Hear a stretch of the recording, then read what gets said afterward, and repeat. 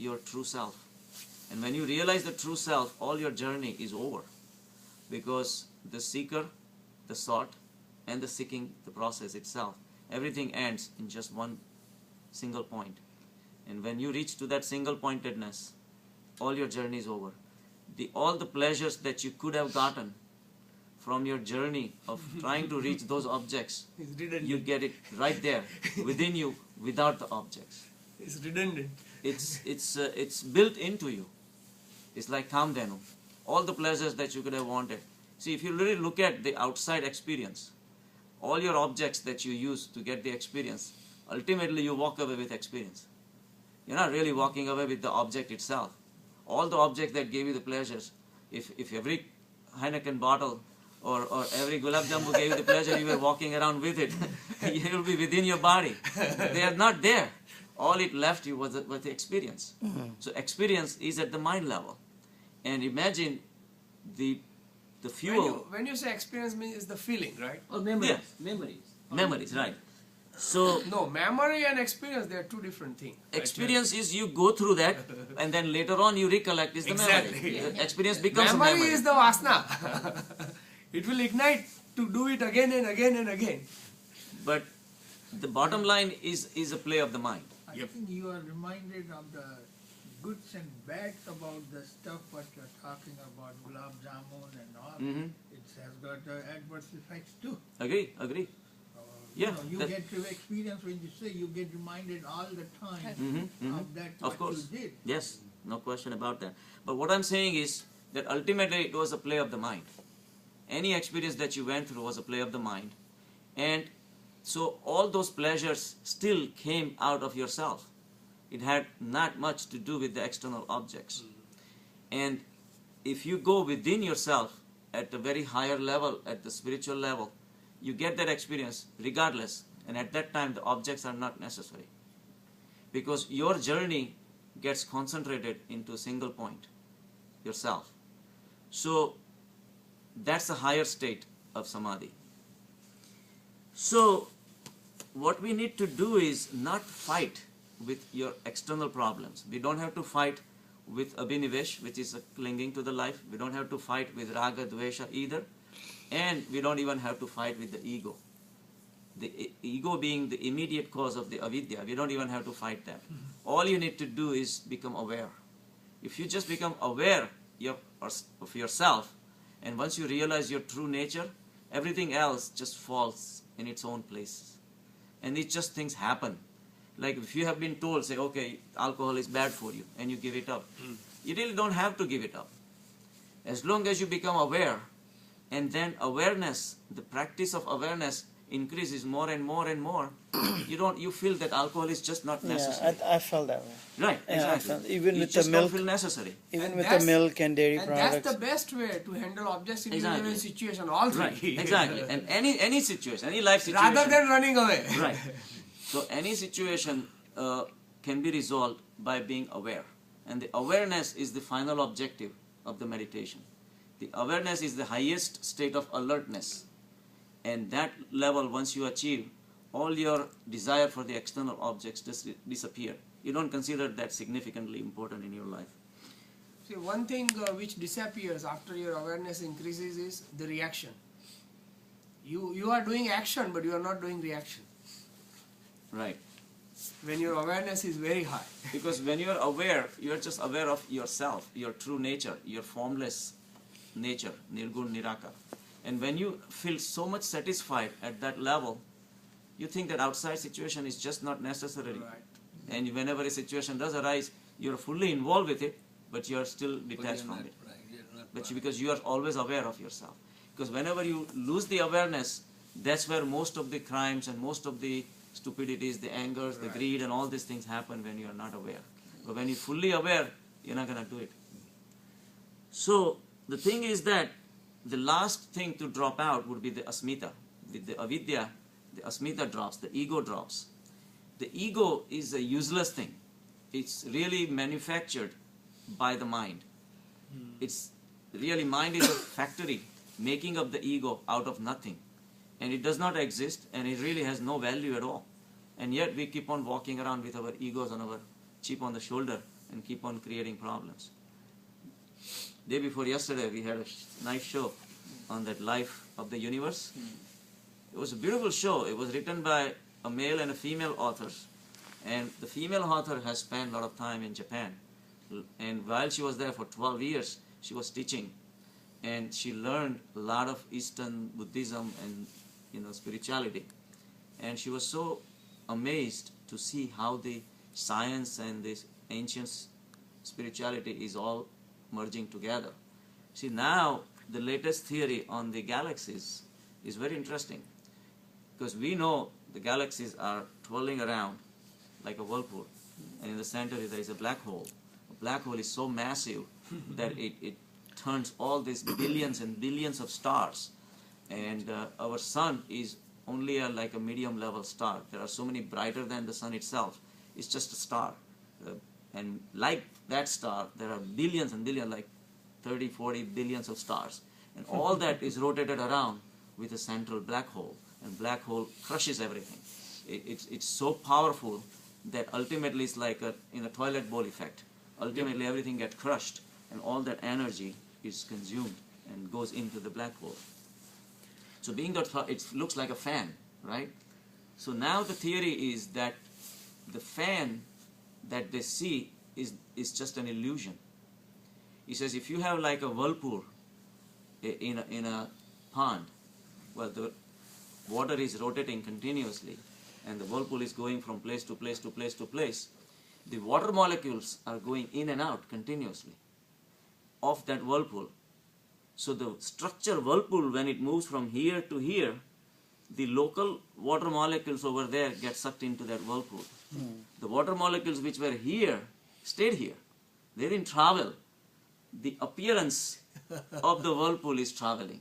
The molecules are exactly where they are. It's like an ocean waves.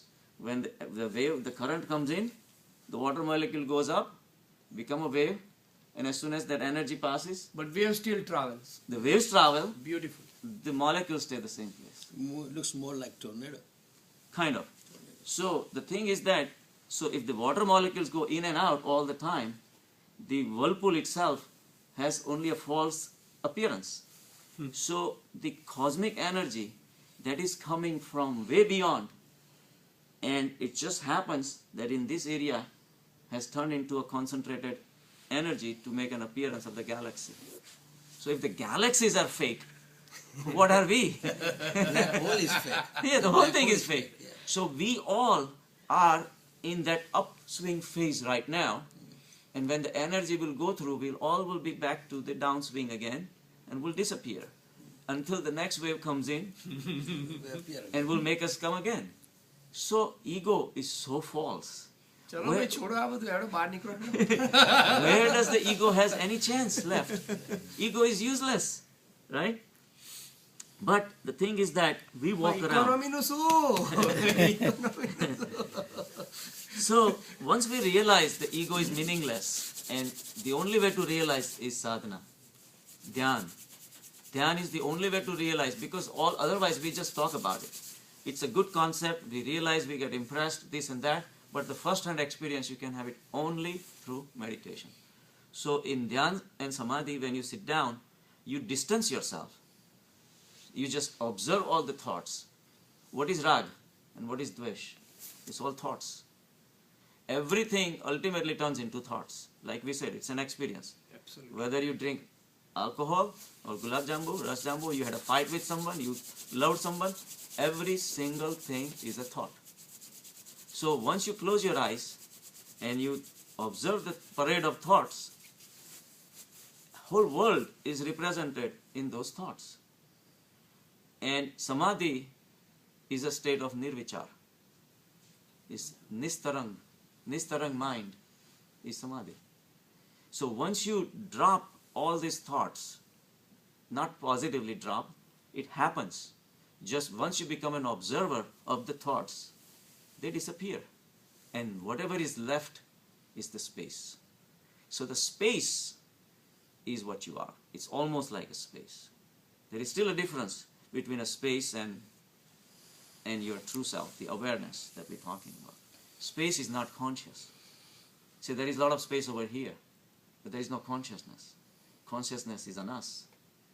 And the same program, the life of the universe, they also put very nicely that the thing is that this cosmic energy, or whatever they call the consciousness, that is traveling for all this is a vast field of consciousness that's making all these galaxies and black holes and neutron stars and all these things come alive and then take it away and all that.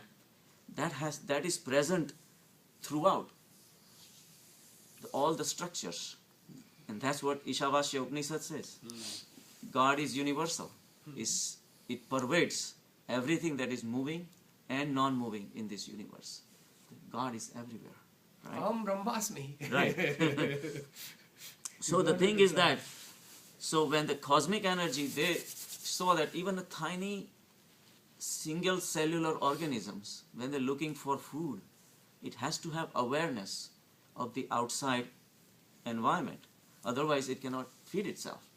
So awareness is embedded in the tiniest of the organism, maybe in a different levels.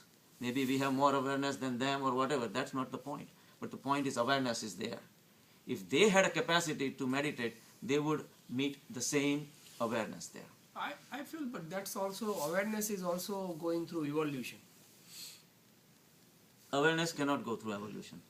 Awareness Otherwise, is not a structure. how is... Evolution is a change. Yeah, but Change is material. Awareness cannot.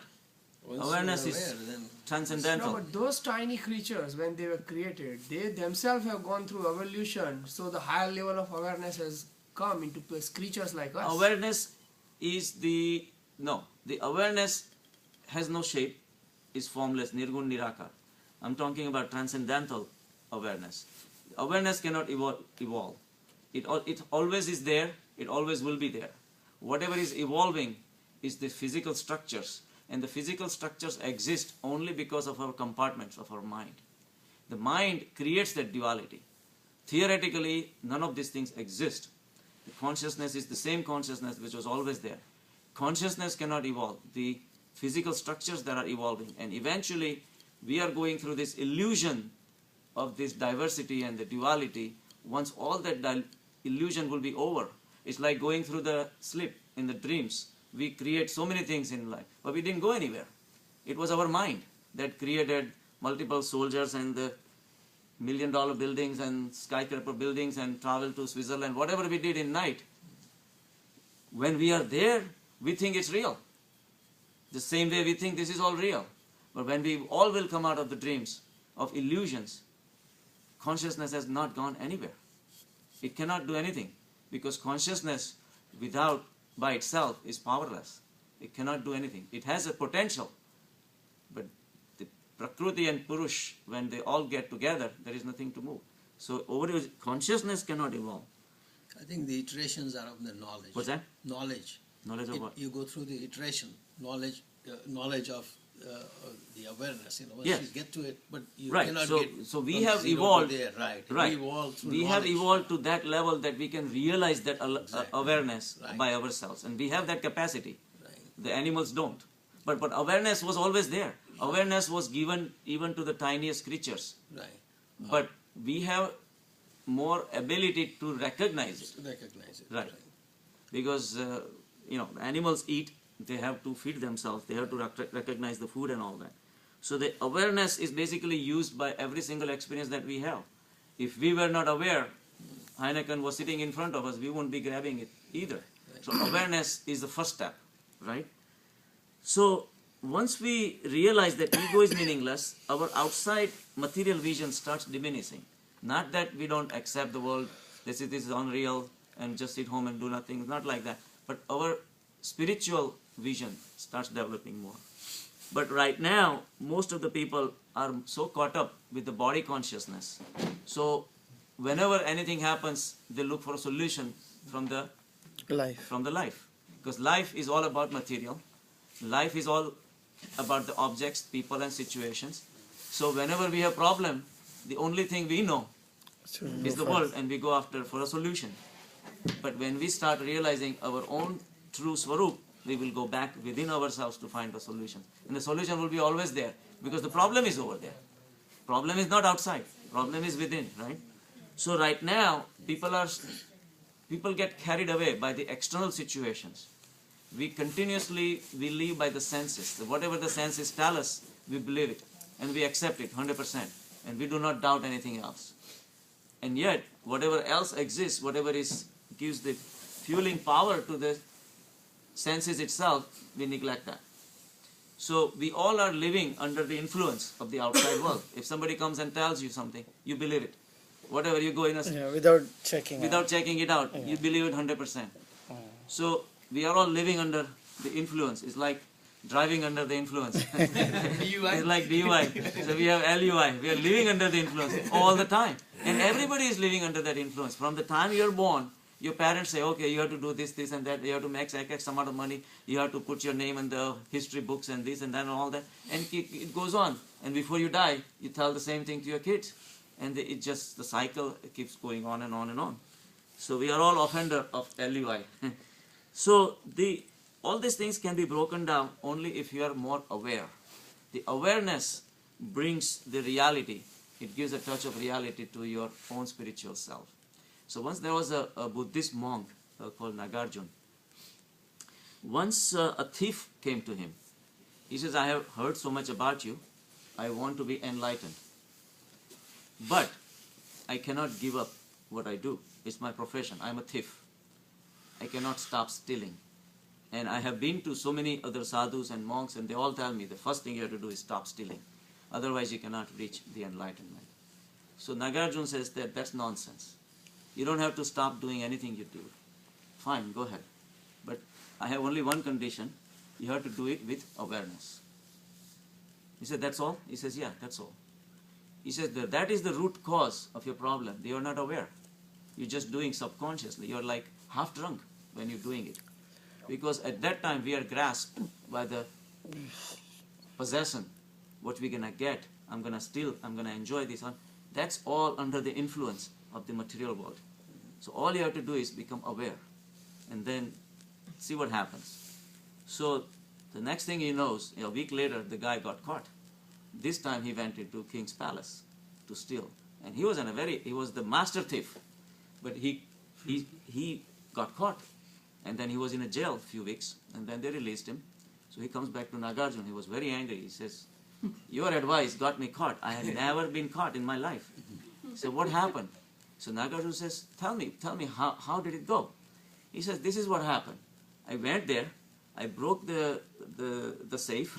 And I went to the place where there were tons and tons of gold and coins and all the rubies and jewels were there. But you told me that I had to be aware. As soon as I became aware, I couldn't steal. And when I tried to steal, I knew that I was not aware. So it went back and forth for 2 hours. And then the servants came and caught me. He said, I couldn't do it. So awareness in its true sense, you become formless. You develop that vacuum-like state in your mind. And you're enjoying it because that's where all the pleasures are located. And at that level, you have no desire to achieve anything, to grab anything, hold anything, steal anything.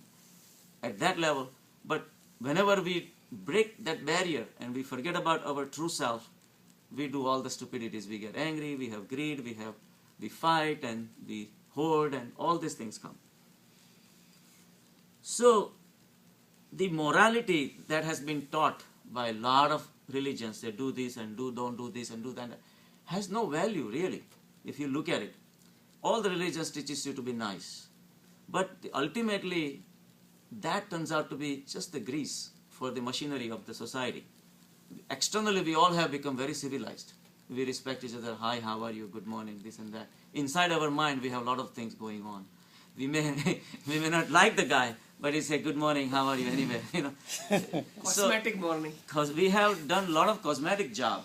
The society has definitely become more civilized. But all the wars that we used to fight now have gone within. And we are breaking the connection between the mind and the action. So our actions have not remained pure anymore. If we really become aware of our own self, and our own self is nirgun, nirakar, infinite. There is room for everyone in that. Like you may have a big size house and you have a wife and 2 kids, for example. And he says, okay, I provided enough space for them. We don't realize the importance of the space. Space is very important. If you have a house and you withdraw the space from the house is just bricks and mortars, right? So space is very important. Space